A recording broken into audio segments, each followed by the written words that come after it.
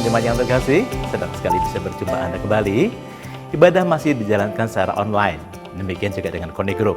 Apabila Anda ingin tergabung dalam Connect Group online, Anda dapat menghubungi nomor WA yang tertera di layar Anda. Apa itu Connect Group? Connect Group adalah pelayanan penggembalaan melalui kelompok-kelompok kecil, di mana Anda akan menemukan keluarga rohani Anda di sana. Bergabunglah dalam Connect Group. Bagi jemaat yang sedang dalam pergumulan dan rindu permohonan doa Anda didoakan juga oleh para pendoa, Anda dapat menuliskan form permohonan doa Anda di gms.church/form. Dan jangan lupa untuk mengembalikan atau memberikan persembahan kita sebagai ucapan syukur dan rasa cinta kepada Tuhan. Itu adalah bagian daripada ibadah kita. Anda dapat mentransfer persembahan Anda ke nomor rekening yang tertera di layar Anda juga. Dan jangan lupa untuk like, share, dan subscribe YouTube KMS Church supaya Anda tidak ketinggalan ibadah-ibadah yang diadakan, dan dengan itu kita akan bertumbuh lebih lagi secara kerohanian. Mari kita berdoa buat ibadah kita hari ini. Tuhan, terima kasih kalau seminggu lagi sudah kami lalui, dan kami bersyukur punya Tuhan yang setia tidak pernah meninggalkan kami.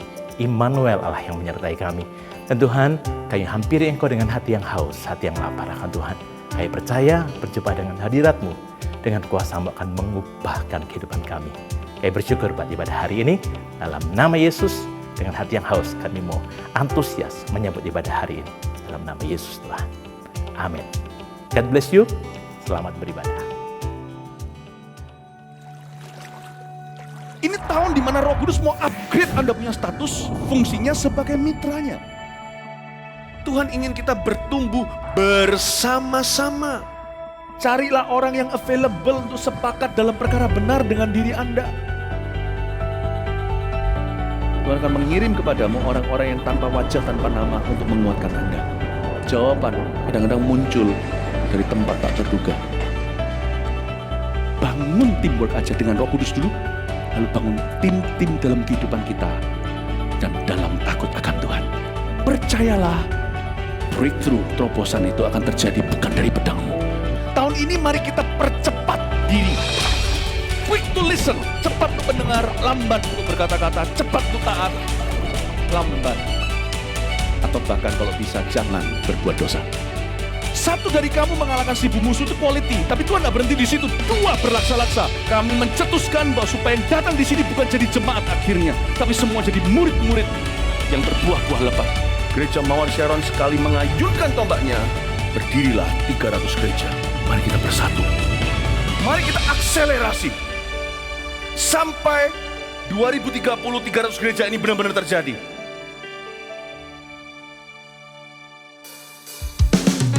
Welcome home jemaat yang dikasihi oleh Tuhan. Mari bersama-sama kita memuji dan meninggikan nama Tuhan. Haleluya.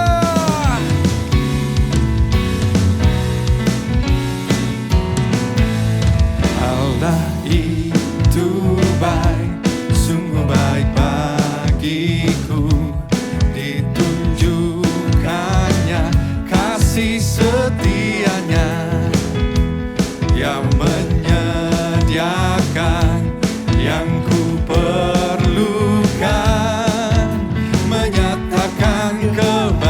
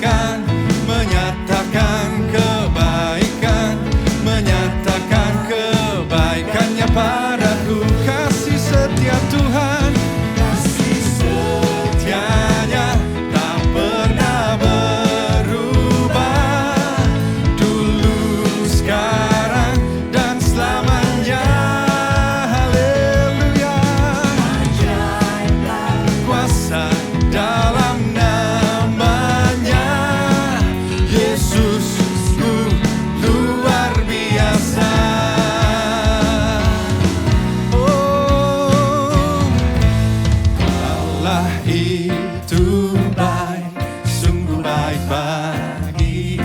Amin. Ditujukannya kasih setianya, Dia menyediakan yang ku perlukan,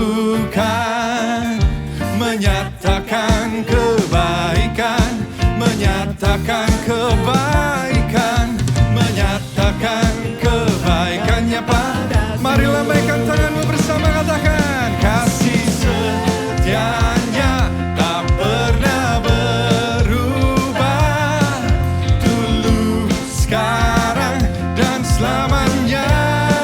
Oh, ajaiblah kuasa dalam namanya, Yesusku luar biasa. Sekali lagi katakan kasih setianya, kasih setianya tak pernah berubah, dulu, sekarang, dan selamanya. Oh, ajaiblah kuasa dalam namanya, Yesusku luar biasa, Yesusku luar biasa, luar biasa. Oh, Yesusku luar biasa. Oh, haleluya. Sorak-sorai yang lebih meriah buat Tuhan, come on.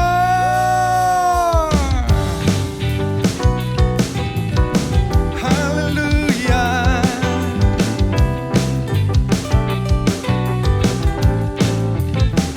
Oh,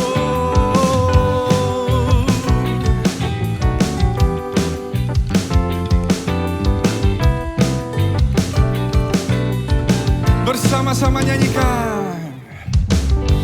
Kau Tuhan yang mulia, turun ke dunia untuk tebus segala dosa. Kau beri keselamatan, beri kesempatan, kasih-Mu mengubahkan. Jika ku akui semua dosaku, maka Kau adalah setia dan adil. Kau kan mengampuni dan sucikan dari segala yang jahat. Oh, oh, tak mau ku hidup bagi dunia ini lagi. Tak ingin kompromi, tak ingin lakukan hal yang dapat dukakan hati-Mu. Tak mau ku hidup di luar tutur kata firman-Mu yang telah bebaskanku. Yesus, kebenaran-Mu adalah pilihanku.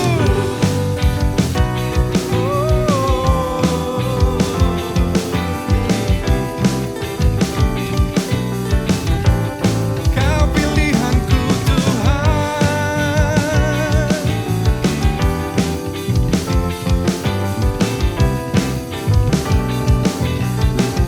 Kau Tuhan yang mulia, Kau Tuhan yang mulia, turun ke dunia untuk tebus segala dosa.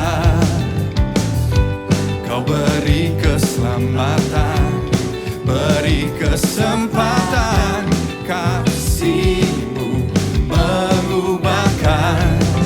Jika ku akui semua dosaku, maka Kau adalah setia dan adil. Kau kan mengampuni dan sucikan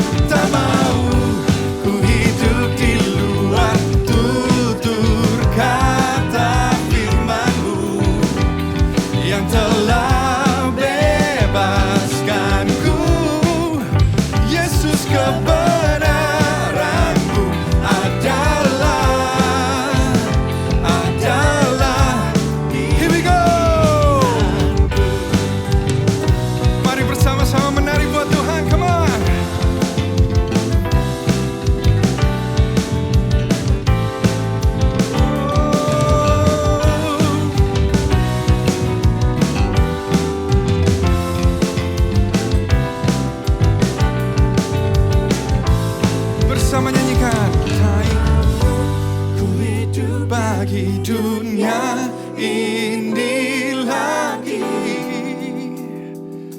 Tak ingin kompromi, tak ingin lakukan hal yang dapat lukakan hatimu. Tak mau ku hidup di luar tutur kata firman-Mu yang telah bebaskanku. Yesus, kebenaran-Mu adalah oh, tak mau ku hidup di luar tutur kata firman-Mu yang telah bebaskanku. Yesus, kebenaran-Mu adalah pilihanku. Pararapa, parara. Pararapa, parara. Oh, pararapa, parara. Pararapa, parara.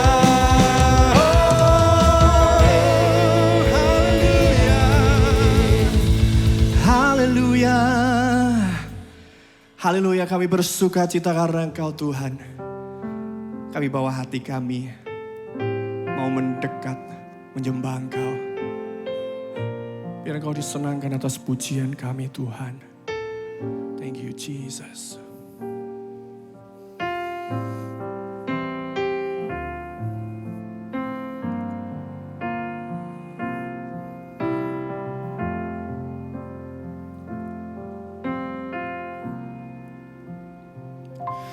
Ya Tuhanku, aku hendak bernyanyi bagi-Mu selama ku hidup. Ya Allahku, aku hendak bermazmur bagi-Mu selagi ku ada.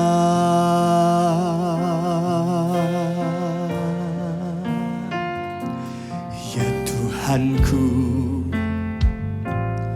aku hendak bernyanyi bagi-Mu selama ku hidup.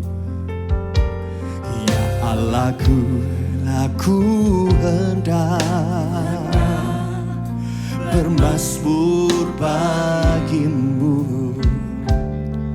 selagi ku ada.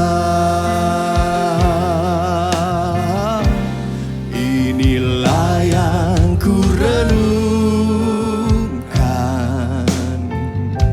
setiap waktu.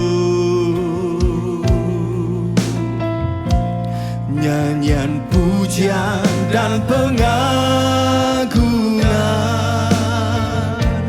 kepadamu.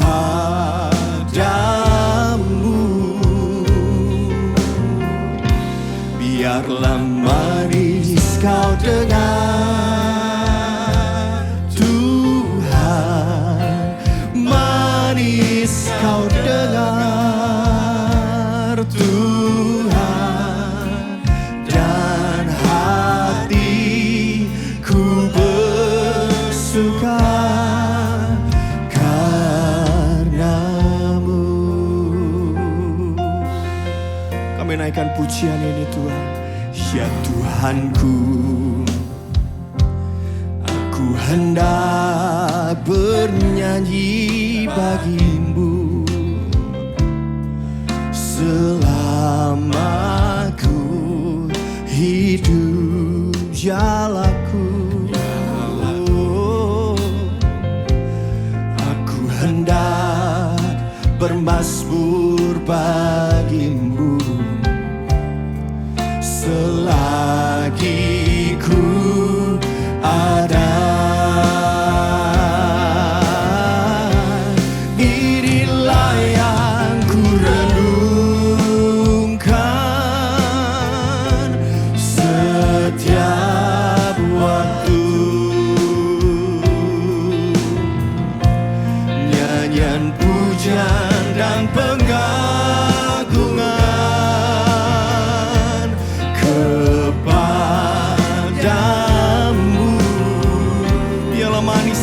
dengar Tuhan, manis kau dengar Tuhan, manis kau dengar Tuhan, dan hatiku bersuka karenamu. Dengan segenap hati kami, inilah yang ku renungkan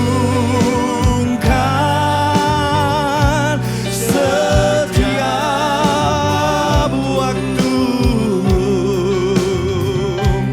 Nyanyian pujian dan pengagungan kepadamu.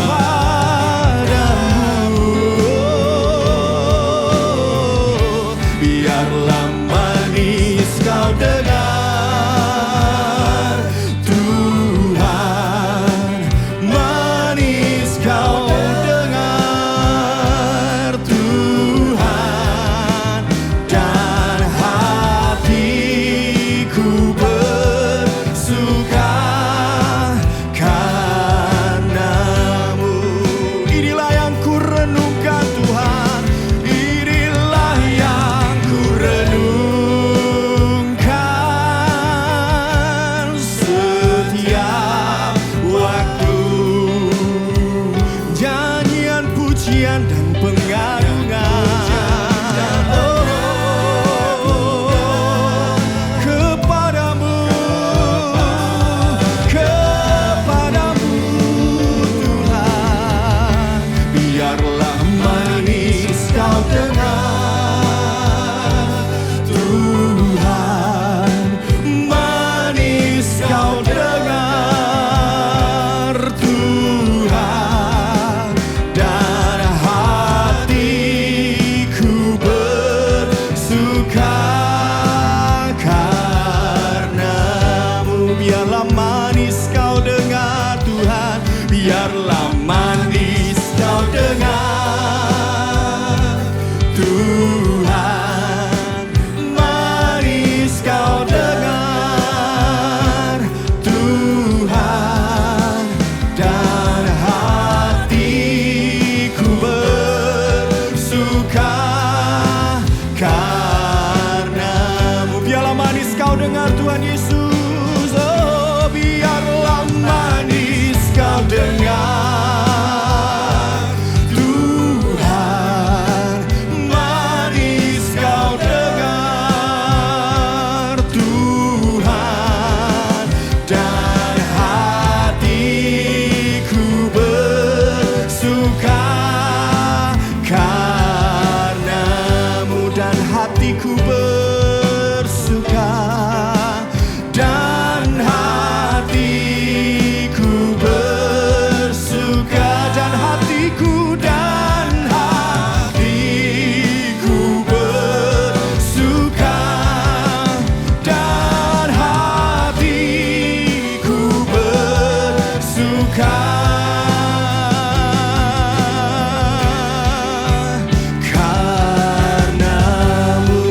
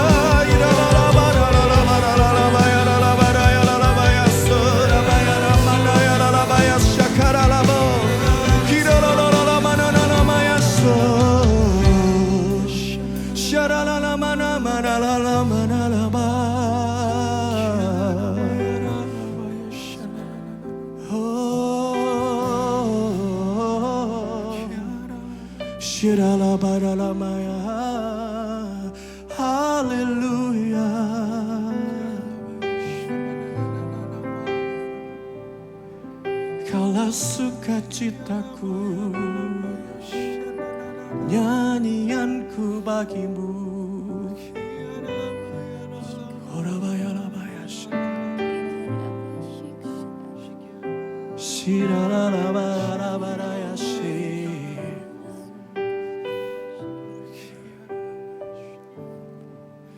Besar anugerahmu,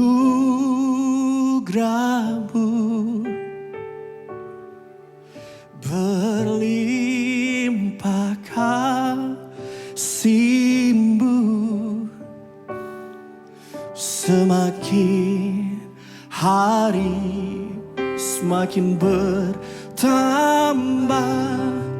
besar anugerahmu.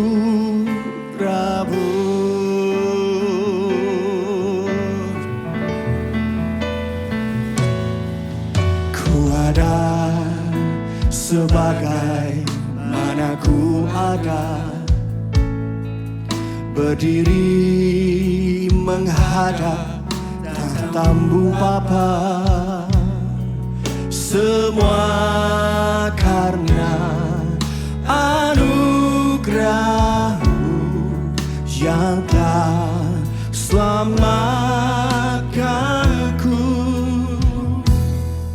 Ku hidup dalam segala kelimpahan, oh, ku layak untuk melayani Tuhan. Semua karena anugerah, semua karena anugerah-Mu tercurah bagiku. Besar anugerah-Mu, berlimpah kasih-Mu, semakin hari semakin bertambah, besar anugerah-Mu, besar Tuhan, besar anugerah-Mu, berlimpah kasih-Mu, semakin hari semakin bertambah, besar anugerah-Mu. Mari angkat kedua tangan kita, bersyukur pada Tuhan. Besar anugerah-Mu, oh, berlimpah kasih-Mu, semakin hari semakin bertambah, besar anugerah-Mu, besar Tuhan, besar anugerah-Mu, oh, berlimpah kasih-Mu, semakin hari semakin bertambah, besar anugerah-Mu, semakin hari semakin bertambah, besar anugerah-Mu, semakin hari semakin bertambah, besar anugerah-Mu.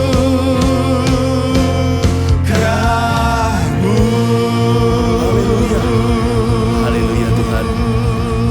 Sungguh besar anugerah-Mu bagi kami. Setiap hari makin bertambah, setiap pagi selalu baru kasih karunia dan kasih setia Tuhan atas hidup ini. Terima kasih Tuhan Yesus, Engkau tidak pernah meninggalkan kami.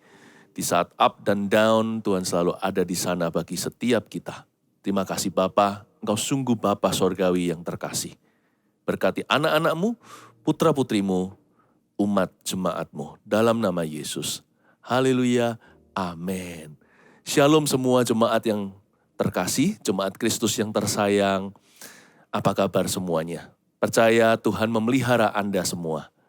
Saya ajak Anda untuk mengambil Alkitab dan juga catatan supaya mencatat khotbah dan rema-rema yang kita akan terima segera. Buka bersama dengan saya di 2 Raja-Raja pasal 13 ayat 14 sampai 21. Khotbah ini temanya begini. Hikmat untuk kita di ranjang kematian Elisa. Saya ulang lagi, hikmat untuk kita di ranjang kematian Elisa. Kita baca sekarang 2 Raja-Raja 13 ayat 14. Ketika Elisa menderita sakit yang menyebabkan kematiannya, datanglah Yoas raja Israel kepadanya dan menangis oleh karena dia. Katanya, "Bapakku, Bapakku, kereta Israel dan orang-orangnya yang berkuda." Berkatalah Elisa kepadanya, "Ambillah busur dan anak-anak panah." Lalu diambillah busur dan anak-anak panah. Berkatalah ia kepada raja Israel, "Tariklah busurmu." Lalu ia menarik busurnya. Tetapi Elisa menaruh tangannya di atas tangan raja, serta berkata, "Bukalah jendela yang di sebelah timur." Dan ketika dibukanya, berkatalah Elisa, "Panahlah." Lalu dipanahnya, kemudian berkatalah Elisa, "Itulah anak panah kemenangan daripada Tuhan. Anak panah kemenangan terhadap Aram.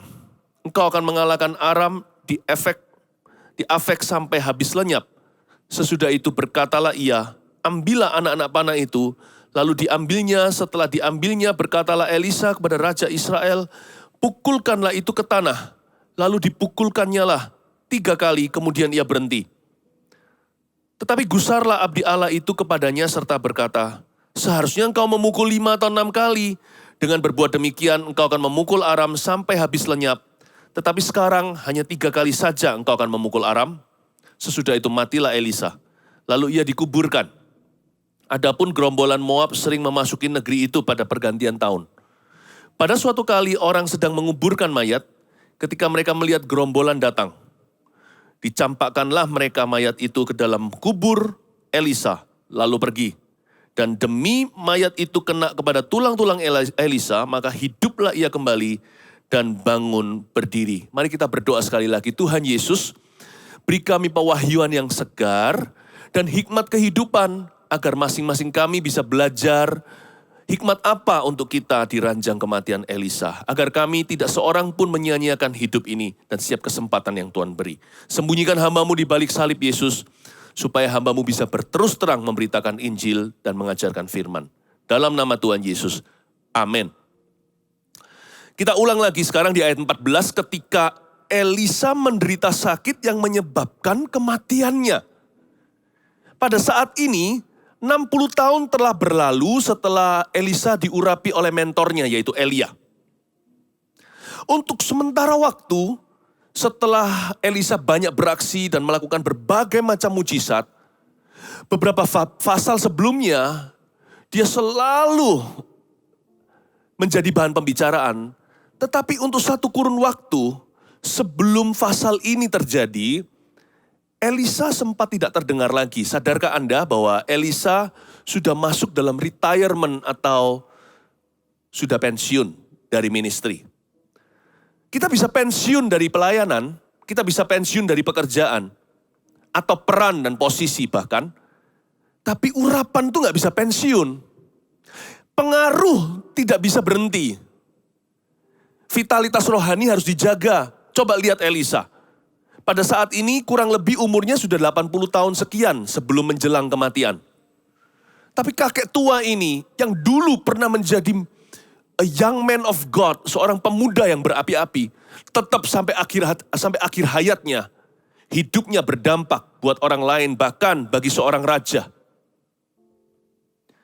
Mari kita pelajari hikmat pertama bahwa investasi rohani yang Kristus taruh di dalam diri kita itu gak boleh cuti. Tidak kenal liburan. Elisa hanya berapa pasal saja kelihatannya di Alkitab, tapi itu kurun waktunya puluhan tahun. Meskipun beliau tidak terdengar, By this time, pada waktu ini, Elisa wasn't so famous as before. Elisa nggak seterkenal dulu. Tapi bagi dia nggak apa-apa tuh. Dia nggak keberatan terkenal atau tidak. Kalau hidupnya itu menjaga pengurapannya dari Tuhan, bisa saja dunia tidak mengakuinya. Tuhan selalu kirim orang-orang untuk diubahkannya. Dan hidupnya akan terus berbuah-buah sampai putih rambutnya Tuhan tetap menggendong dia. Dan dia tetap bersaksi kepada generasi penerusnya. Tak terkecuali seorang raja jahat, yaitu Raja Yoas, Raja Israel itu. Kalau Elia sih, dia cabut dini. Elia pada waktu diangkat ke sorga, dia nggak ngalami kematian mentornya ini. Tapi pengangkatan, satu dari dua saja manusia di dalam perjanjian baru dan perjanjian lama sepanjang sejarah yang mengalami pengangkatan langsung sebelum Yesus Kristus datang kembali ke dunia. Elia, Henok.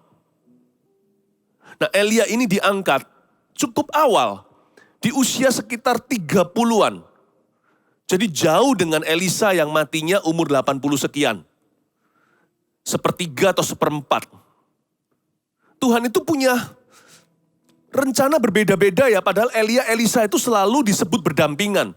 Kalau ada Elia ya Elisa, Elisa ya Elia. Kadang-kadang ada orang tertentu yang bingung lagi membedakan mana Elisa, mana Elia. Coba contohnya, mujizat Elia dan Elisa begitu miripnya, tapi sama-sama dahsyat. Jadi kadang-kadang kita sendiri kurang teliti, yang ini Elia atau Elisa ya.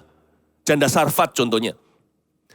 Sekalipun orang itu bisa mirip DNA-nya dalam Tuhan, katakan satu gereja, satu ministry, bahkan orang tua kandung dan anaknya sendiri like father, like son. Tetap setiap orang itu punya rancangan yang berbeda-beda dari Tuhan. Masing-masing itu sidik jari tersendiri. Karena itu bodoh sekali orang yang suka compare dengan sesamanya.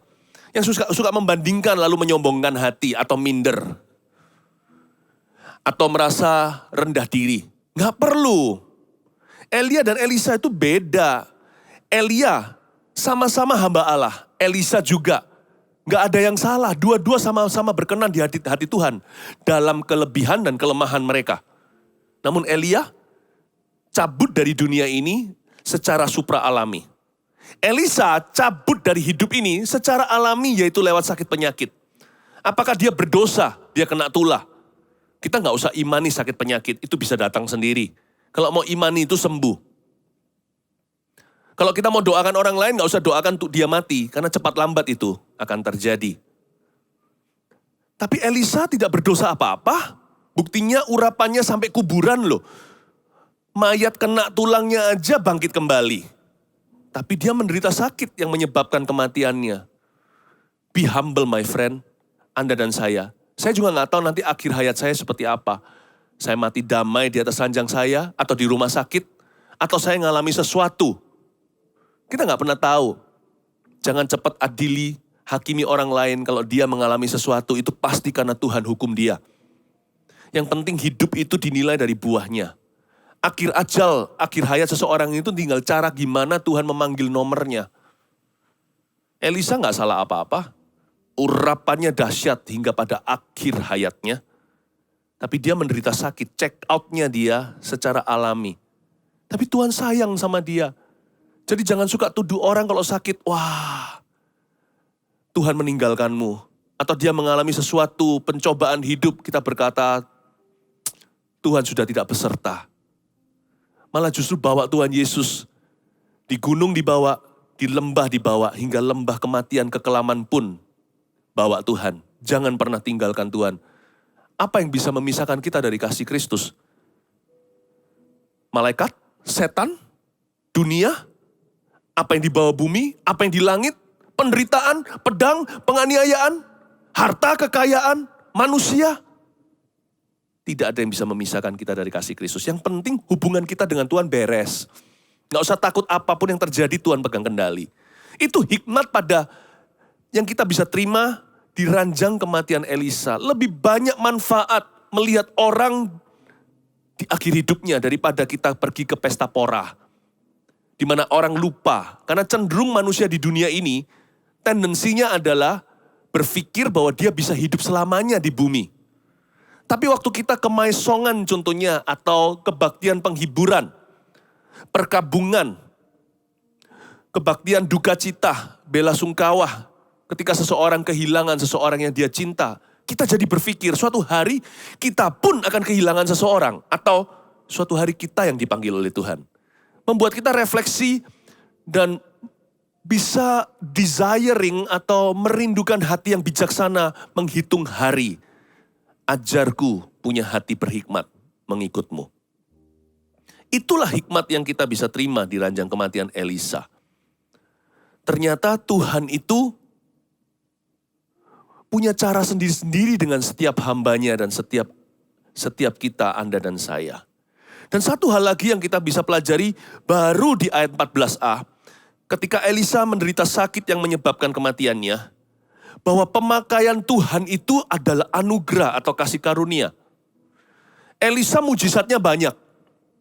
Kalau Elia 7, Elisa 14. Mujizat ke-14 di kuburan, tulang-tulangnya menghidupkan.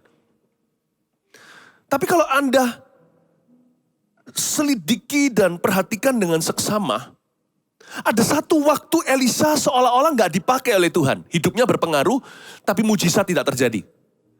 Berarti nggak bisa seenaknya atau semena-mena Nabi seperti membawa urapan di kopernya dibagi-bagikan dengan sembarangan. Kalau Anda doakan seseorang, orang itu sembuh, itu kasih karunia. Itu nggak tentu terulang lagi, karena itu bersyukurlah setiap kali Anda dipakainya.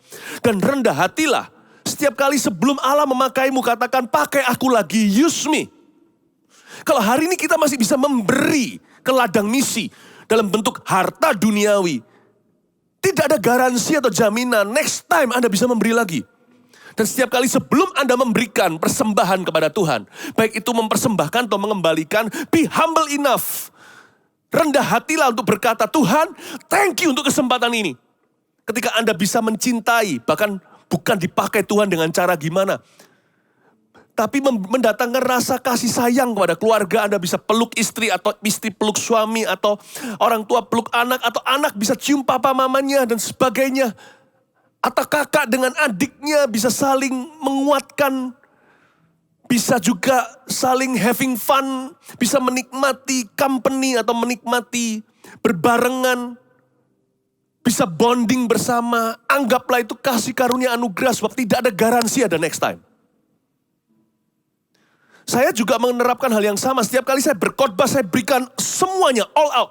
Baik itu khotbah kepada 10 orang, bahkan hanya 2 atau 3, atau 10.000.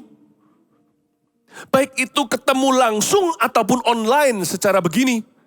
I'm going to give it all out. Saya akan memberikan semuanya, karena tidak ada jaminan ada next time atau lain kali. Dan setiap kali sebelum kita dipakai oleh Tuhan, selalu humble enough, cukup rendah hati berkata, Lord, thank you for this opportunity. Jangan sia-siakan kesempatan. Terima kasih untuk kesempatan satu-satunya ini. Use me. Pakailah saya. Sebab Elisa, setelah melakukan mujizatnya yang ke-13, antara 13 dan mujizat ke-14 itu ada kurun waktu puluhan tahun Tuhan tidak memunculkan mujizat apa-apa lewat ministrinya. You cannot take things for granted. Kita tidak boleh anggap remeh perkara-perkara Tuhan dalam hidup kita. Perkara baik aja nggak boleh diremehkan. Antara mujizat 13 ke mujizat 14 menjelang kematian Elisa dan keajaiban dalam kuburnya, yaitu mujizat ke-14 itu. Ada kurun waktu puluhan tahun. No miracles in Elisha's ministry. Tidak ada mujizat lagi. Yang ada hanyalah kakek tua yang baik hati, umur 80-an yang tetap sharp pikirannya, tetap tajam. Hikmat untuk kita hari ini di ranjang maisongan Elisa. Saya suka renungkan firman ini, lebih bermanfaat buat saya daripada pergi ke pesta ulang tahunan atau bahkan pesta pernikahan yang belum membuktikan apa-apa, masih baru mengarungi kehidupan baru, belum teruji sama sekali. Tapi ketika seorang hamba Tuhan seperti ini sekali berani mau mati, meskipun saya nggak ada di sana secara fisik, tapi Alkitab mencatatnya, saya bersyukur pada Tuhan, tertulis di dalam firman. Jadi saya bisa renungkan dan saya bisa bayangkan, I was there. Saya ada di sana dengan Raja Yoas. Dan saya bisa belajar dari seorang hamba Tuhan yang hidupnya menjadi teladan. Ketika Elisa menderita sakit yang menyebabkan kematiannya, datanglah Yoas Raja Israel kepadanya. Dan menangis oleh karena dia. Hah? Raja Yoas di sini ini bukan Raja Yoasnya Yehuda, itu raja baik. Raja Israel itu jahat semua, nggak ada satupun yang benar. Penyembah berhala, tidak takut akan Allah. Dari Ahab, semua satu persatu itu bukan keturunan Daud. Itu raja liar semua. Tak terkecuali Raja Yoas ini. Ini Yoas Raja Israel, namanya sama raja baik di Yehuda yang di sebelah selatan sana. Ini raja kerajaan utara. Dan raja ini menangis karena Elisa. Saya semakin kagum dengan hamba Tuhan ini. Berarti orang ini sungguh-sungguh saksi hidup. Dia ini telah memelihara a good testimony atau kesaksian hidupnya itu baik dan benar. Sampai-sampai ya, seorang manusia yang tidak takut akan Allah aja bisa respect sama kekristenan. Gara-gara dia. Ini bahasa sehari-harinya, bahasa modernnya. Kalau Anda dan saya mau menimbang apakah kita ini sudah hidup untuk Tuhan, gampang. Apakah orang-orang di luar sana yang tidak takut akan Tuhan itu minimal mengagumi Tuhan karena kita? Mereka sendiri tidak mau taat pada firman, saya tahu. Tidak semua orang bisa masuk surga karena kita. Ada orang-orang tertentu yang tetap memilih untuk memungkiri jalan-jalan Kristus, saya tahu. Tapi minimal mereka jadi kagum dengan Kristus karena kita, meskipun mereka sendiri belum mau menerima Kristus. Those who do not obey the word, yet they respect God's servants, only proves that you have lived a good testimony before others.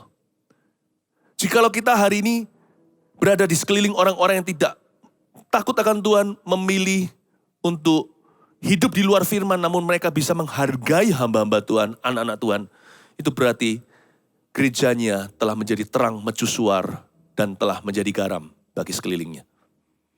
Tidak semua orang akan masuk surga karena kita. Karena kita tidak bisa memaksa. Keselamatan itu pilihan. Tapi semua orang bisa melihat surga melalui Anda dan saya. Sehingga suatu hari kalau mereka memilih tidak ke sana, bukan lagi salah Tuhan Yesus, bukan lagi salahnya gereja. Lain cerita memang ada orang tertentu yang nggak mau lihat kesaksian kita. Apapun yang kita lakukan selalu salah di mata mereka. Orang-orang seperti ini di dunia disebut haters. Mereka pembenci yang selalu negative thinking. Ya apa boleh buat. Tapi secara objektif orang-orang real di sekeliling kita, mereka bisa mengakui bahwa kamu sungguh-sungguh dalam imanmu. Saya bisa lihat kamu sungguh-sungguh dedikasi sama Yesus. Mereka tidak ada alasan mencibir Tuhan karena kita. Elisa itu demikian.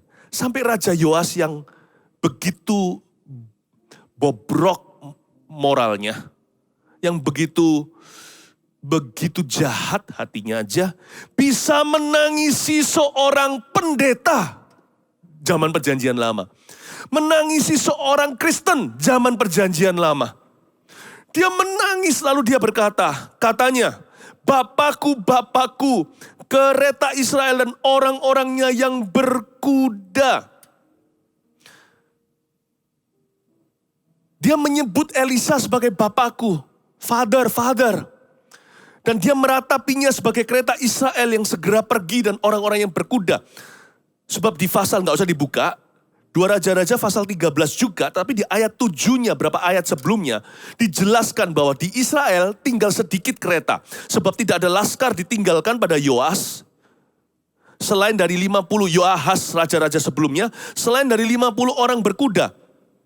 Hanya ada 50 orang berkuda, 10 kereta dan 10.000 orang berjalan kaki. Sebab Raja Aram telah membinasakan mereka dan meniupkan mereka seperti abu pengirikan. Seruan Yoas kepada Elisa itu cukup harafiah.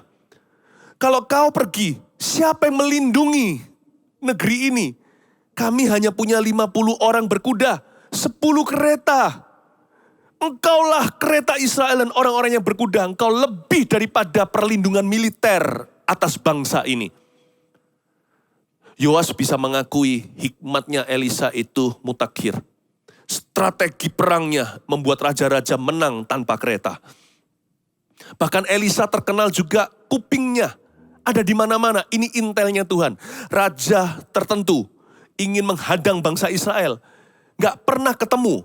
Karena semua informasi yang diucapkan di ruang rapat tertutup atau bahkan di ranjangnya, di ruang kamar tidurnya pun, Elisa secara marifat menangkap dan beritahukan kepada bangsa Israel, jangan ke sana. Dan Yoas sekalipun tidak percaya Tuhan, dia melihat kuasa seorang hamba Tuhan. Karena Tuhannya berjalan bersama dengannya. Manusia bisa tidak terima Yesus, tapi manusia harus melihat bahwa Yesus nyata di dalam diri kita. Lalu apalagi yang kita bisa pelajari dari seruan Yoas? Bapakku, Bapakku, kereta Israel dan orang-orang yang berkuda. Kau tabur, kau tuai. Bukankah kalimat ini yang diucapkan oleh Elisa kepada Elia? Bapakku, Bapakku, ketika Elia terangkat dengan kereta berapi-api dari sorga, dengan malaikat-malaikatnya yang menyala-nyala, Elisa berseru plek sama.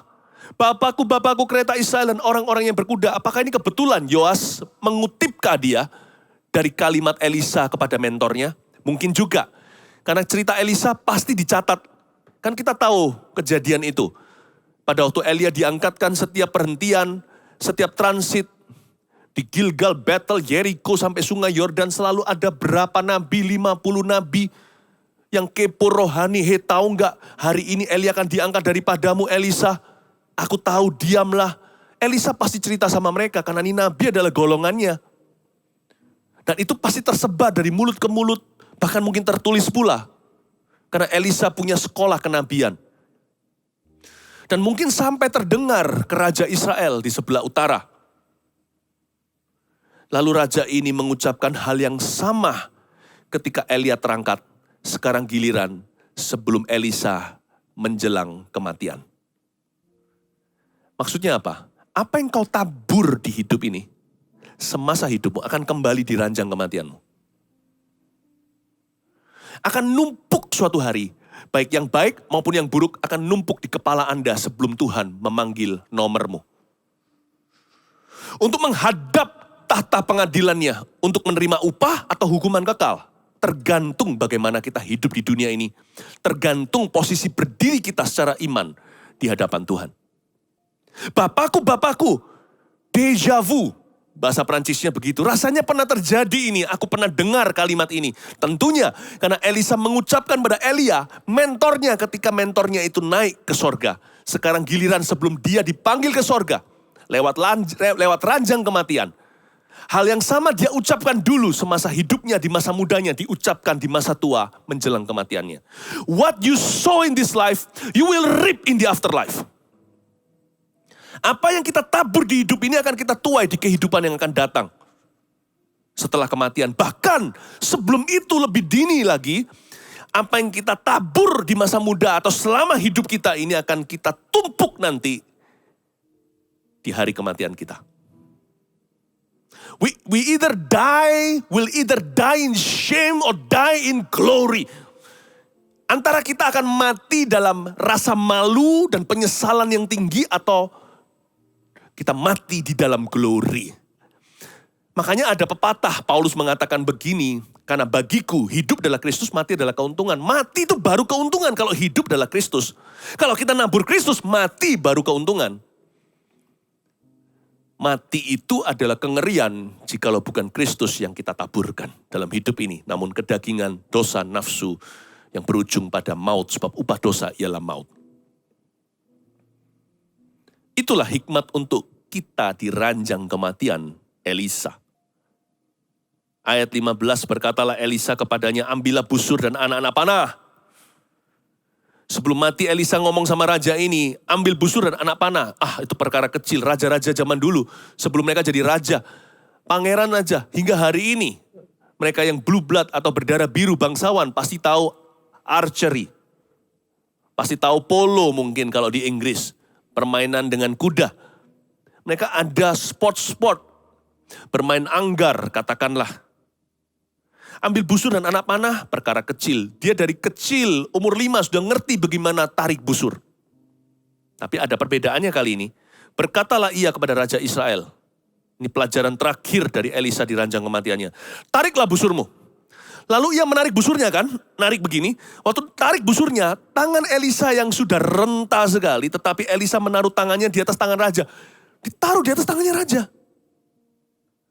Tangan rentah di tangan seorang raja yang masih gagah. Yang melenturkan busur panah, gak perlu bantuan seorang nabi. Apa yang Elisa hendak katakan pada raja ini? Sekalipun secara fisik kau kuat, kau punya skillnya, punya titelnya, gelarnya, punya trainingnya. Tapi dengar baik-baik, bukan dengan gagah perkasa kau akan berhasil perang menang. Kau tidak akan berhasil menang perang gara-gara gagah perkasamu, tapi oleh karena rohku. Sedangkan tangan renta itu ironis sekali.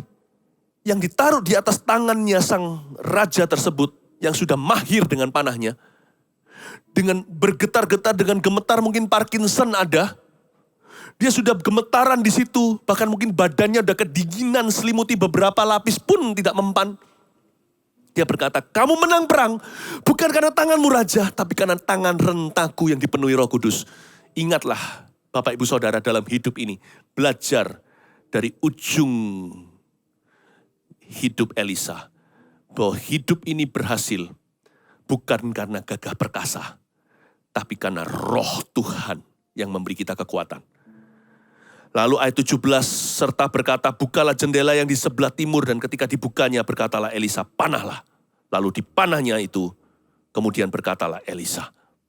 Disuruh buka jendela di sebelah timur. Strength and direction in this life must come from Jesus.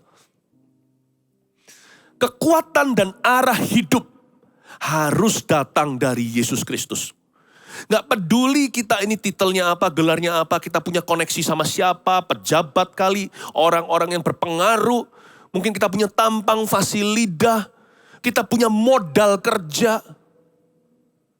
Gak peduli.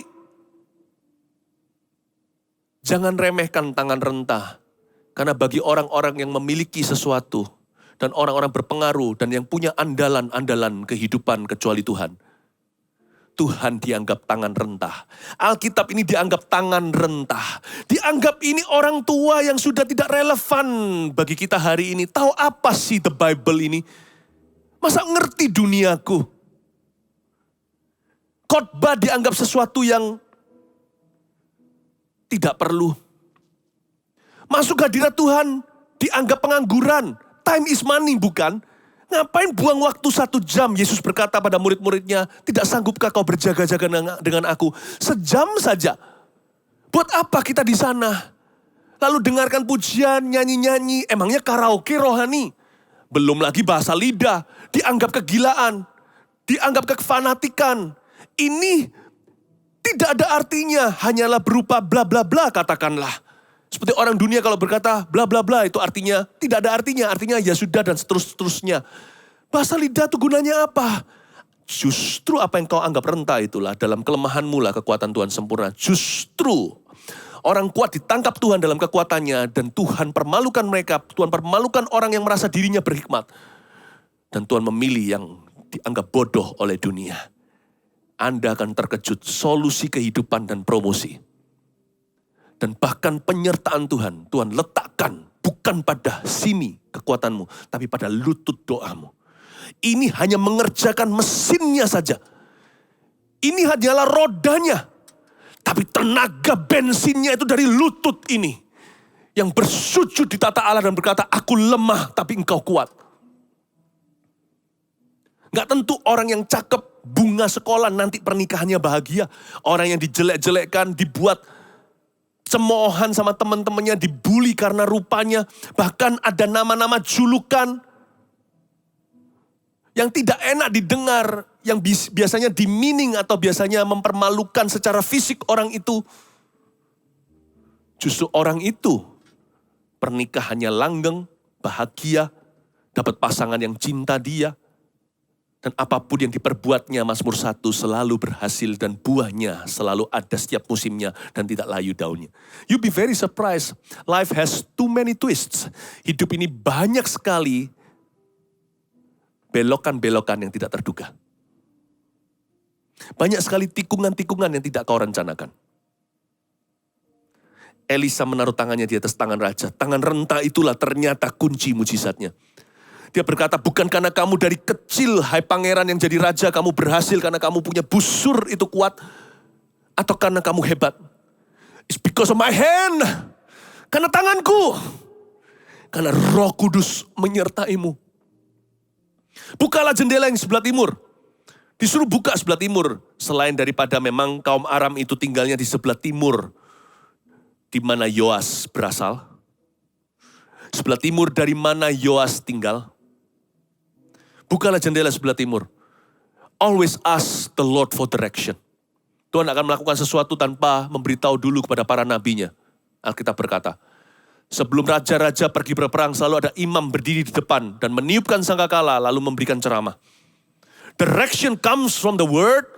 Arah hidup ini datang dari sini. Baik itu arsitek, insinyur, mau dokter di dunia medis, politisi,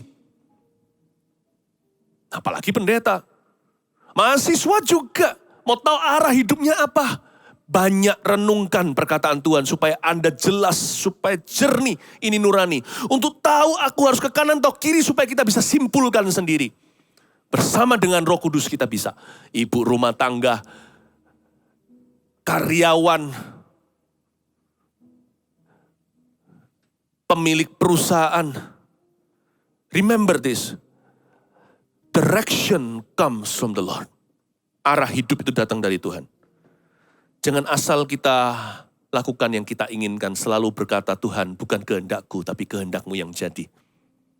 Jangan sampai kita membangun sia-sia. Mazmur 127. Jikalau bukan Tuhan yang membangun rumah, sia-sialah orang membangunnya.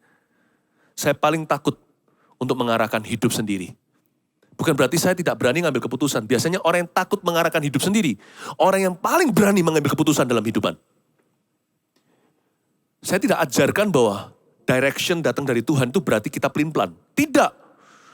Tapi kalau hati kita ini dengar-dengaran dengan Roh Kudus, kita nggak selalu mendengar secara audible atau jelas, atau hitam di atas putih. Tapi hati kita itu jadi berani mengambil kesimpulan karena kami tahu, karena hati kita mengerti, hati ini bersih. Hati kita beres dengan Kristus. Dan Roh Kudus tuntun hidup kita. Jadi kita nggak takut salah mengambil keputusan apa-apa. Tapi banyak orang hanyalah self-confident doang. Atau hanya percaya diri semata-mata. Orang seperti itu biasanya kecele di belakang. Saya punya percaya diri, tapi percaya diri saya lebih tinggi. Ada yang lebih tinggi dari percaya diri yang saya miliki, namanya God confident. God confidence, bukan self-confidence, tapi God confidence. Saya punya rasa percaya diri itu lebih tinggi, tidak bisa disebut percaya diri. Percaya diri yang saya miliki adalah percaya Tuhan. Percayalah kepada Tuhan dengan segenap hatimu, dan jangan bersandar kepada pengertianmu sendiri. Percaya pada Tuhan lebih baik daripada percaya diri semata-mata. Saya harap Anda diberkati. Semua ini langsung room service diantar hidangan hikmat ini. Di atas piring dan pinggan. Directly dari ranjang kematian. Ranjang kematian Elisa. Saya coba translate dan terjemahkan. Makna hari kematian Nabi besar ini dalam hidup kita.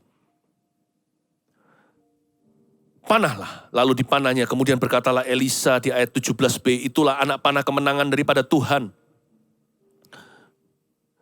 Anak panah kemenangan terhadap Aram, engkau akan mengalahkan Aram di Afek sampai habis lenyap. Elisa berkata, kamu akan disertai. Sesudah itu berkatalah, ia ambillah anak-anak panah itu. Disuruh ambil. Jadi setelah dipanahkan, diambil anak panah itu. Lalu diambilnya, setelah diambilnya berkatalah Elisa kepada Raja Israel. Mari kita lihat bandelnya Raja Yoas. Atau how unwise he was. Tidak bijaksana. Hati orang ini sedang dioperasi oleh Nabi sebelum Nabi itu mati. Gagal operasinya. Di atas meja operasi itu hati seorang raja, hati seorang Yoas. Tidak lulus ujian. Pukulkanlah itu ke tanah. Nah, di sini raja mulai berpikir menurut pengertiannya sendiri. Apa-apaan ini? Panah itu untuk dilenturkan di busur untuk melejit kena ke musuh. Kok dipukulkan ke tanah? Apa-apaan ini? Elisa itu hanya mencoba. Dia hanyalah menguji nilai ketaatan atau urat taat raja ini. Ternyata raja ini masih kental sekali dengan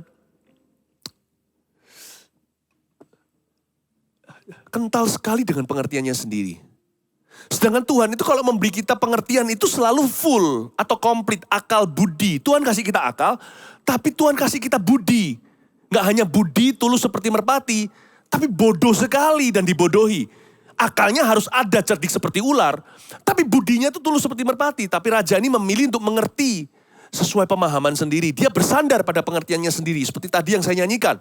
Percaya kepada Tuhan itu melibatkan akal budi. Pembaharuan budi kita. Menurut firman Allah. Orang Kristen itu bukan bodoh, mati intelektualnya. Atau nggak pakai logika. Bukan, kita pakai logika yang lebih tinggi. Anak Tuhan itu pinter-pinter. Paling tidak kalau kita mulainya nggak seberapa pinter atau nggak pinter sama sekali, waktu kita kenal Tuhan, kita dibuat semakin pinter. Amsal berkata, karena firman Allah membuat kita lebih pinter daripada guru-guru atau bahasa sehari-hari, lebih pandai daripada profesor-profesor kita. Makanya kita bisa umur 20, kita sudah bisa bijaksana dan dewasa. Orang dunia belum bisa. Masih mabuk-mabukan, teenager, ABG, masih membuat kesalahan. Makanya ada yang pepatah begini kan, orang muda itu harus melakukan kebodohan. Tidak berlaku bagi orang-orang muda di dalam Tuhan. Kita jadi lebih pinter. Masih umur 15 sudah bijaksana. Seperti Yusuf di rumah Potifar. Tapi Tuhan tidak. Tapi kalau kita pakai akal budi kita, bukan sekedar pengertian sendiri. Nah orang ini, raja ini, he was too full of himself. Dia terlalu kenyang dengan dirinya sendiri. Terlalu penuh dengan pengertiannya. Segala sesuatu sesuai dengan pelatihan dan pemahamannya, semua melalui perspektif manusia. Disuruh pukulkan ke tanah. Kadang-kadang Tuhan itu kalau kasih kita solusi itu gak masuk akal. Mana bisa dalam kondisi saya sedang menderita begini kok saya disuruh mendoakan orang. Mana bisa saya sendiri merasa kurang kok saya disuruh berbagi. Kalau seperti itu hikmat dunia. Kalau saya lagi kurang ya saya harus ambil lebih. Tapi Tuhan ajarkan siapa yang mau menuai lebih dia harus menabur lebih. Kalau saya disakiti ya saya harus balas supaya saya puas. Tapi Tuhan berkata kalau kamu disakiti, kamu ditampar pipi kanan, kamu justru harus jadi pemberi. Intisarinya bukan pipi kiri, tapi kamu memberi pipi kiri. Bukan untuk ditampar lagi, kamu jadi pemberi. Jangan ikut-ikutan kepahitan. Kamu akan ditarik serendah orang yang melukaimu itu. Orang yang semena-mena. Kamu gak mau jadi seperti orang yang melukai kamu kan? Dia salah sama kamu itu urusan satu. Kamu menjadi orang yang salah itu urusan kemudian. Wah luar biasa hikmat Allah. 7 kali 70. Anda pernah sadar gak? Kalau kita bisa tahan 7 kali 70, 490 kali dalam sehari mengampuni orang dalam kesalahan yang sama. Kemungkinan pernikahan kita akan tahan. Gak ada perceraian dalam rumah tangga. Dan kita akan jadi orang yang tangguh. Kelihatannya kita ngampuni orang lain, tapi padahal itu kado untuk diri kita sendiri. Hikmat Tuhan itu loh gak terselami.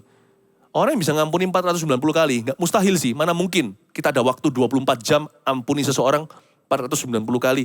Orang itu mau salah sama kita sekian kali aja kita sudah hindari. Tuhan kasih satu takaran yang luar biasa, takaran tak terhingga, supaya kita jadi orang yang tangguh. Kalau orang bisa ampuni sesamanya 490, orang itu digebukin di dunia kerja, hancur-hancuran 7 kali tergeletak, dia akan bangun kembali. Dia bisa ampuni 490, apa susahnya bangun lagi hari ini? God is preparing a very tough army. Tuhan menyediakan, mempersiapkan suatu umat yang kuat. Seperti kata Daniel, umat yang mengenal Allahnya akan kuat dan tetap bertindak. Tanpa disadari ternyata, pukullah anak panah itu ke tanah. Ridiculous bagi raja, ini konyol, ini disuruh apa? Apaan sih? Dia uji raja ini taat enggak? Apakah ada urat ketaatan? Atau seberapa panjang urat itu di dalam dirinya?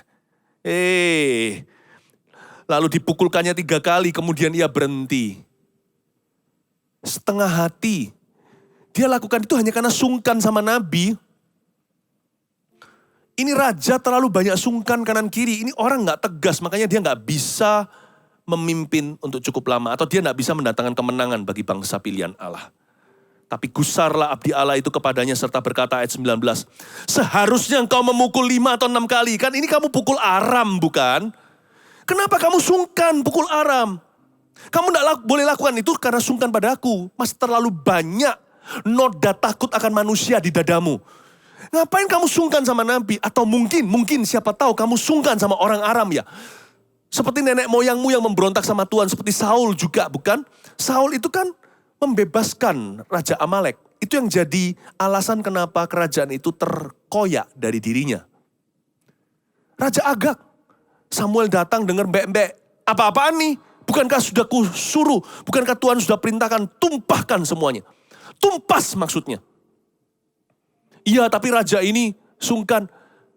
Kita itu loh, seringkali itu salah kaprah. Kita itu sungkan kepada siapa kita harus tegas. Dan kita itu tegas pada siapa kita harusnya segan. Sama istri sendiri tidak cintai, padahal perintah Tuhan berkata kasihilah istrimu seperti dirimu sendiri. Tapi sama orang lain, wah bisa baik sekali. Padahal orang itu ajak dia rusak. Sungkan rasanya menolak. Ayo diajak minum, diajak dugem dan sebagainya. Di mana nih teman? Sama istri gak ada segannya. Main tangan. Sama teman yang ajak rusak, sungkan. Apa-apaan? Orang begini mana bisa ikut Tuhan itu cukup lama?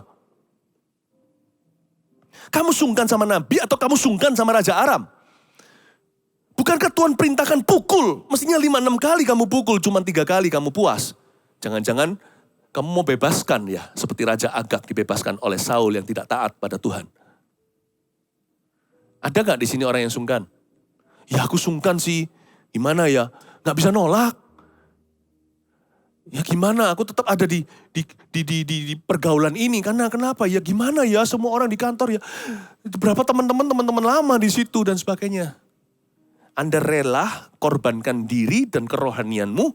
Dan bahkan kerohanian orang-orang sekelilingmu gara-gara sungkan dengan beberapa orang. Ya udah, terserah, itu pilihan. Terserah, itu pilihan. Ada banyak raja-raja Israel, termasuk Raja Yehuda. Waktu Israel masih bersatu, Raja Saul contohnya. Sungkan. Pukulkan itu ke tanah. Mungkin karena sungkan, itu juga mungkin karena dia setengah hati. Apa-apaan ini. Pokoknya, urat nadi taat pada diri seorang Yoas tidak seberapa ternyata. Dan Elisa berkata, ya sudah itu pilihanmu. Ya sudah. Maka seharusnya engkau memukul 5 atau 6 kali. Dengan berbuat demikian maka engkau akan memukul Aram. Mestinya engkau bisa memukul Aram sampai habis lenyap. Tetapi sekarang hanya 3 kali saja engkau akan memukul Aram. Dalam cerita berikutnya dalam kitab Raja-Raja, Aram hanya terpukul 3 kali. Sesuai nubuatan dan sesuai ketaatan setengah-setengah dan rasa sungkan sama orang yang tidak pantas, tidak tepat guna dalam kehidupan seorang Yoas. Sayang bukan, harusnya Aram bisa tumpas. Harusnya Israel bisa bebas. Gara-gara ada seorang yang tidak mau sungguh-sungguh dengan Tuhan. Apa yang kita bisa pelajari di ranjang kematian Elisa? Tidak banyak yang bisa berakhir seperti Elisa. Bukan karena sakit penyakitnya, bukan itu yang kita imani.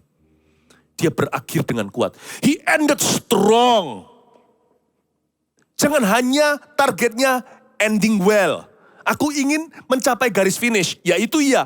Tapi harusnya mencapai garis finish strongly. Seperti orang kalau lari, ya kan? Maraton biasanya itu jangan anggap remeh loh. Orang-orang itu sudah ngos-ngosan kayaknya. Apalagi yang kurus-kurus dari Nigeria. Tapi lihat, pada waktu 100 meter terakhir, tiba-tiba dia tancap gas. Lalu pada waktu sampai di garis finish dengan pitanya, dia angkat kedua tangannya sambil semua paparazzi, semua wartawan potret dia, tiba-tiba flashlight di mana-mana. Dia angkat tangannya tinggi-tinggi dengan bendera negaranya, dia berkata, haleluya. Pokoknya dia berkata, jaya. Iya, aku telah menang. Mencapai garis finish dengan glory dan dengan strongly. Kita tidak mau mencapai garis finish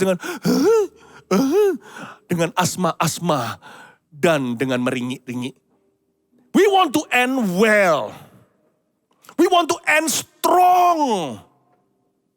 Tidak banyak orang akan bisa berakhir strong seperti Elisa karena hatinya tidak tegas dengan dirinya.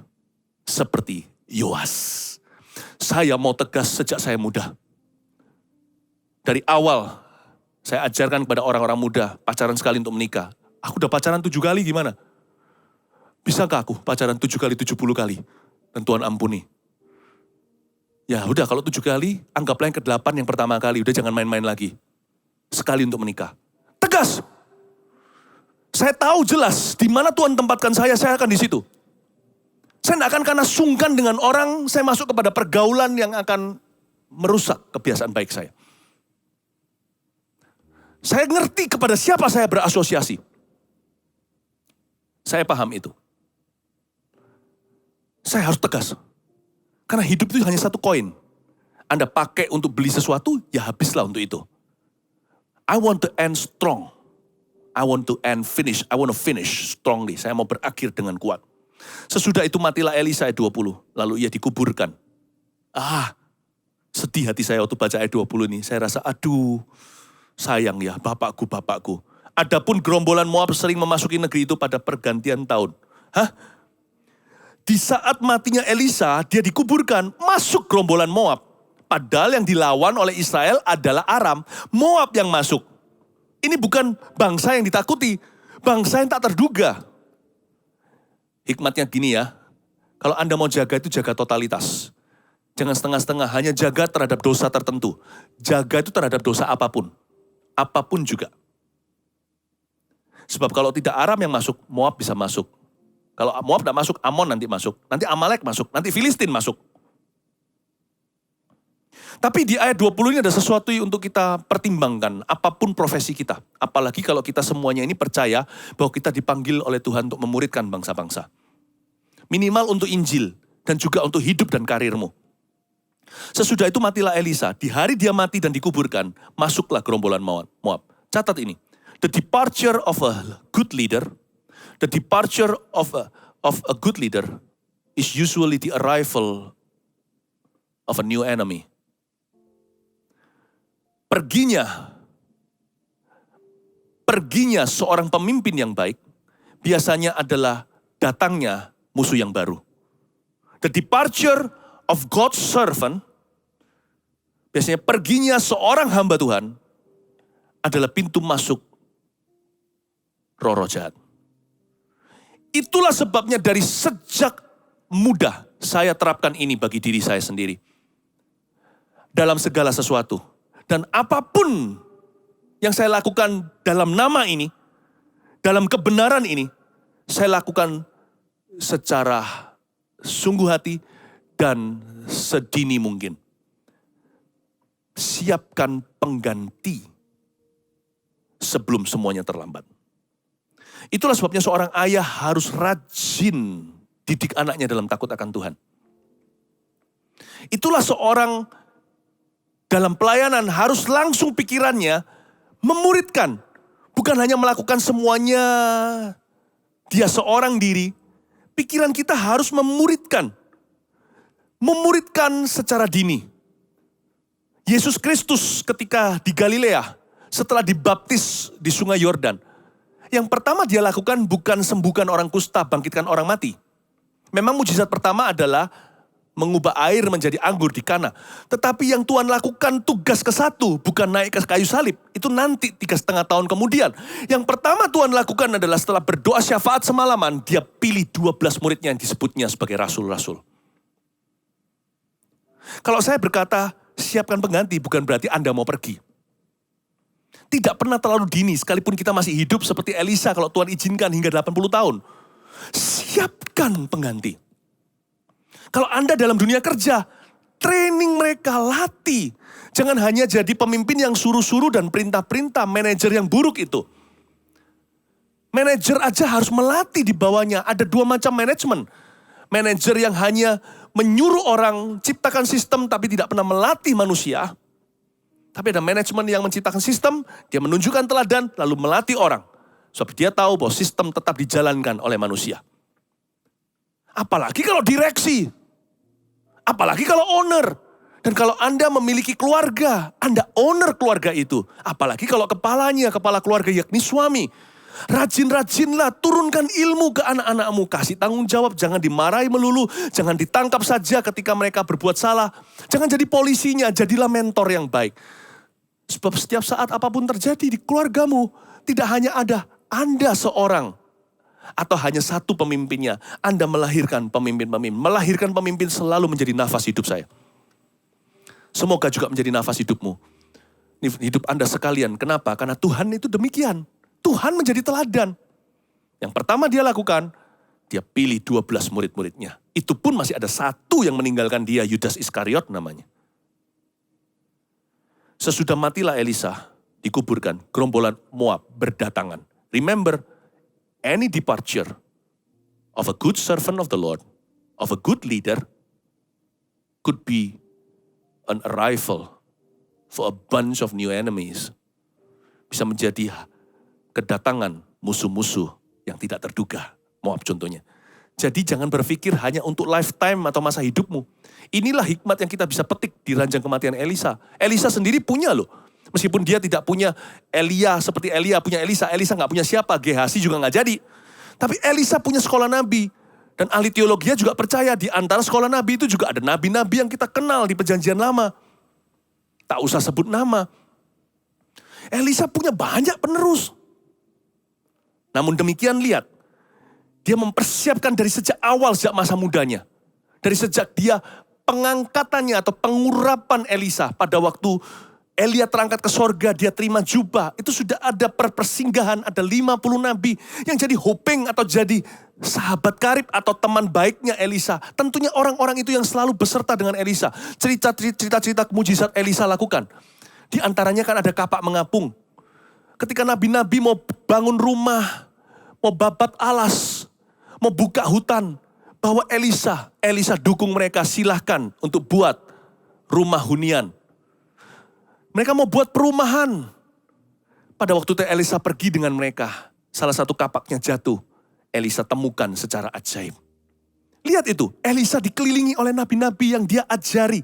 Dari sejak masa muda, waktu dia masih umur 20 sekian.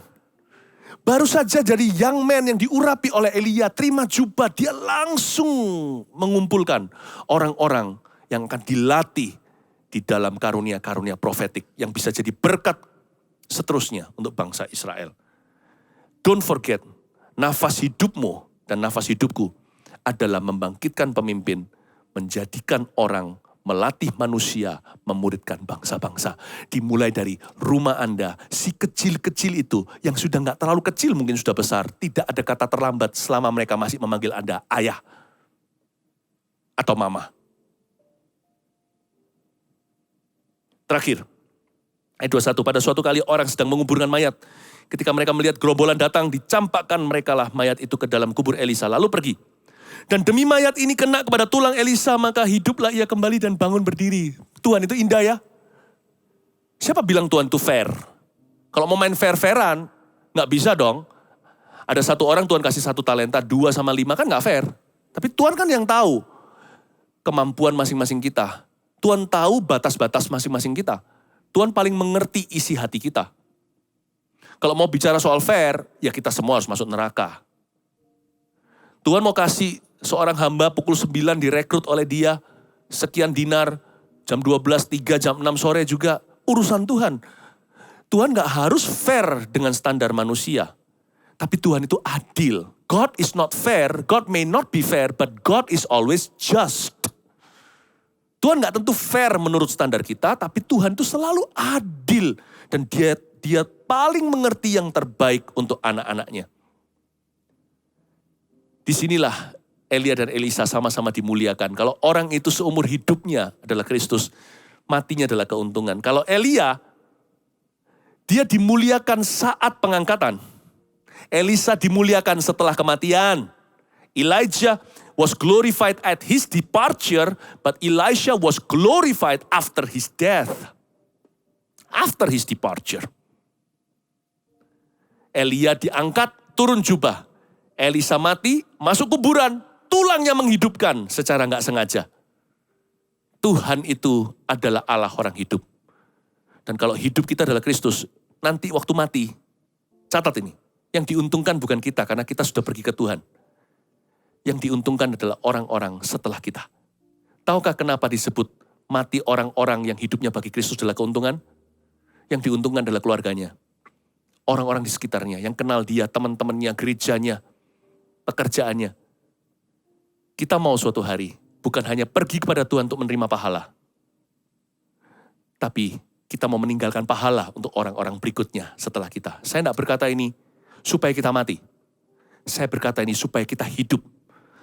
Selama kita hidup di dunia ini, selalu hidup sebelum mati. Karena kita semua pasti mati. Kalau tidak, Tuhan Yesus datang kembali. Sama saja, semua kita akan berhadapan dengan Tuhan. Karena itu jangan hidup sia-sia.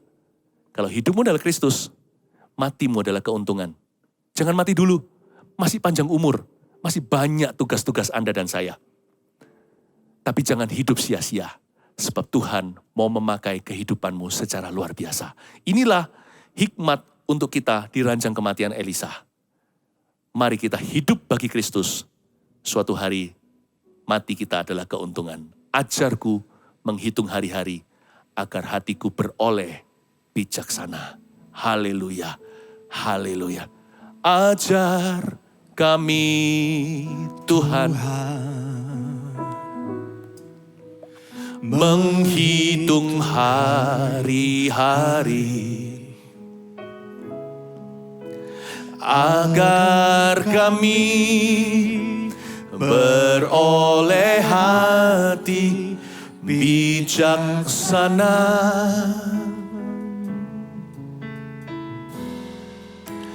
Ajar kami Bapa hidup dalam jalan-Mu, agar semua rencana-Mu digenapi. Ajar kami Tuhan menghitung hari. Ajar kami Tuhan menghitung hari-hari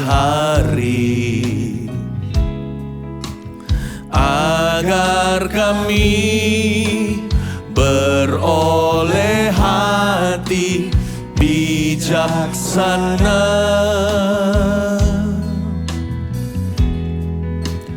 Ajar kami Bapa hidup dalam jalan-Mu. Ini doa kami. Agar semua rencana-Mu digenapi. Mari angkat hati kita padanya. Mulialah nama-Mu Tuhan, dan ajaib jalan-Mu. Pimpin kami di setiap waktu. Besar setiamu Tuhan, agunglah karya-Mu. Yesus, kami bersyukur padamu. Musik saja nyanyikan dengan pelan-pelan. Saya mau dorong Anda kalau sudah jauh dari Tuhan untuk kembali. Belum ada kata telat, terlambat.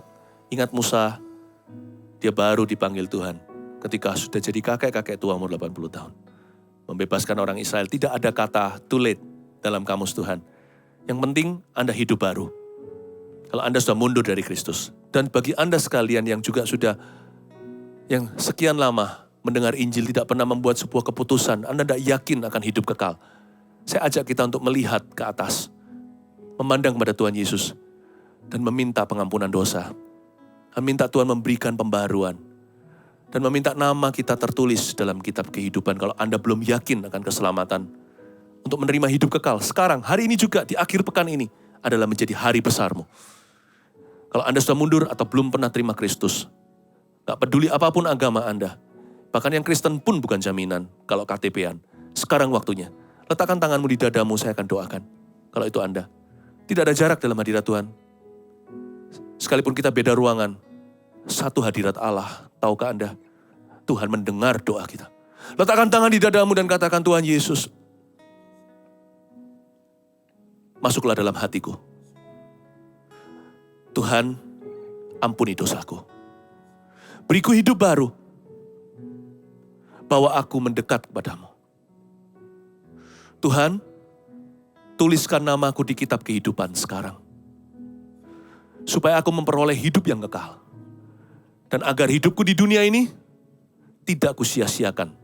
Setiap kesempatan untuk melayani, untuk mengasihi, untuk menjadi berkat, tidak akan kusia-siakan.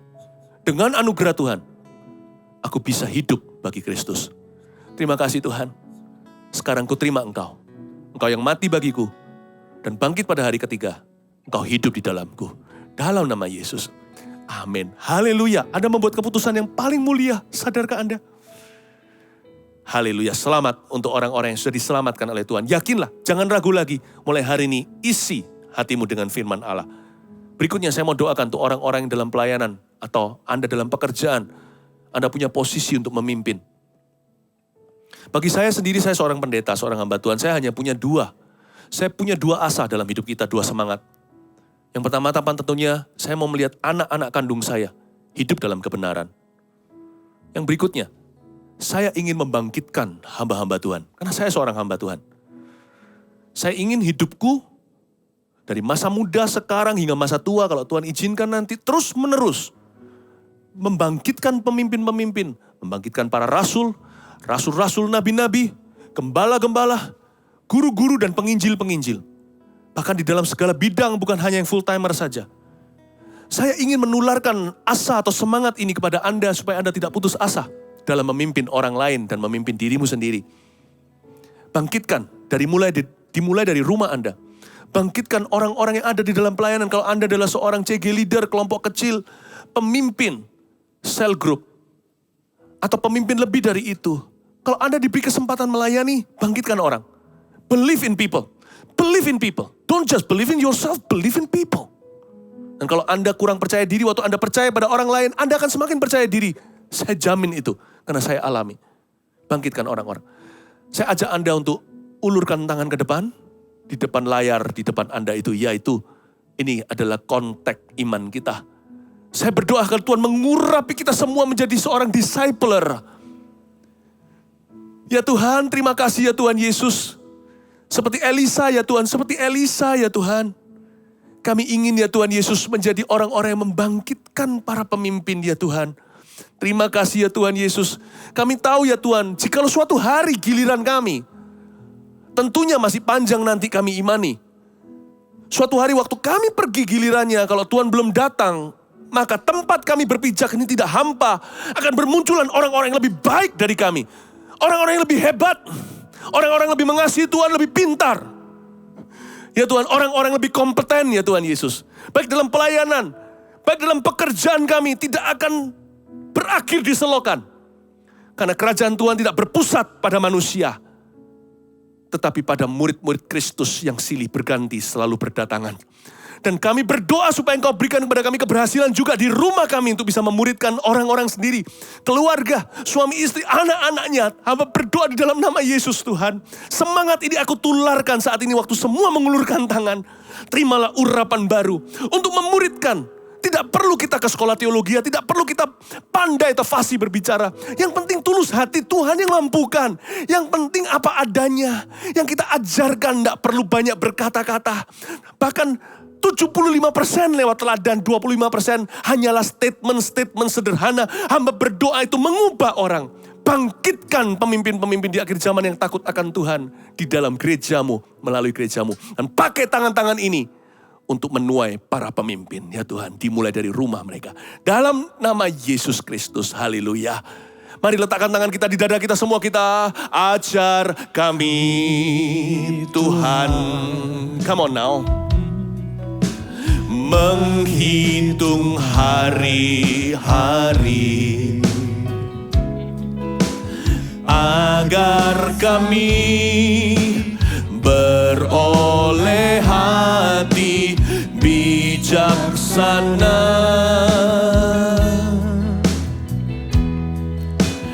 Ajar kami Bapa, hidup dalam jalan-Mu, agar semua rencana-Mu digenapi. Mari kita angkat wajah kita, sembah Dia. Mulialah nama-Mu Tuhan, dan ajaib jalan-Mu. Pimpin kami di setiap waktu. Oh, besar setiamu Tuhan, agunglah karya-Mu. Yesus, kami bersyukur padamu. Mulialah nama-Mu Tuhan, dan ajaib jalan-Mu. Pimpin kami di setiap waktu. Besar setiamu Tuhan, agunglah karya-Mu. Yesus, kami bersyukur padamu.